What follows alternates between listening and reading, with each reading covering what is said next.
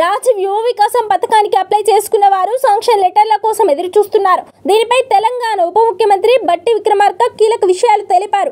ఇవాళ ఆయన మీడియా సమావేశంలో మాట్లాడుతూ రాజీవ్ యువ వికాసం లబ్ధిదారులకు జూన్ 2 నుంచి శాంక్షన్ లెటర్లు అందజేస్తామని చెప్పారు. తెలంగాణలోని యువతకు అందరికీ ఉద్యోగ అవకాశాలు కల్పించడానికి ఇప్పటికే టీజీపీఎస్సీని ప్రక్షాళన చేసి జాబ్ క్యాలెండర్ ప్రకటించాం.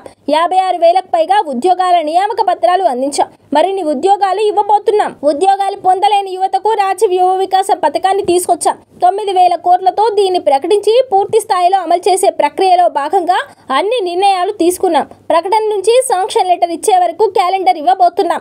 నోటిఫికేషన్ తేదీ, అప్లికేషన్ల తేదీలని ఇప్పటికే ప్రకటించాం. దరఖాస్తుల స్వీకరణకు ఏప్రిల్ 14 వరకు పొడిగించాం. వాటన్నింటినీ పరిశీలించి ఎప్పటిలోగా పూర్తి కావాలో అధికారులకు చెప్పాం. సెలెక్ట్ అయిన వారికి జూన్ 2 నుంచి శాంక్షన్ లెటర్లు ఇస్తామని ప్రకటించాం.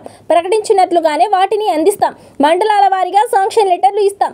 జూన్ 9లోగా ఈ ప్రక్రియ ముగుస్తుంది. ఆ తర్వాత వారు ఎంచుకున్న స్వయం ఉపాధి పథకానికి సంబంధించిన స్కీమ్ కు ట్రైనింగ్ ప్రోగ్రామ్ కూడా నిర్వహిస్తాం. ఇప్పటికే యాక్షన్ ప్లాన్ తయారు చేసి పెట్టాం. రాష్ట్రంలోని యువత కోసం రాజీవ్ యువ వికాసాన్ని అందిస్తున్నాం. దీన్ని సద్వినియోగం చేసుకోవాలి అని బట్టి విక్రమార్క అన్నారు. రాజీవ్ యువ వికాసం దరఖాస్తు చేసుకోవడానికి రేషన్ కార్డు లేదా ఆదాయ ధృవీకరణ పత్రం వీటిలో ఏదైనా ఒకటి సరిపోతుంది. నిరుద్యోగ యువత ఈ పథకం కోసం ఏప్రిల్ 14 వరకు అప్లై చేసుకోవచ్చు.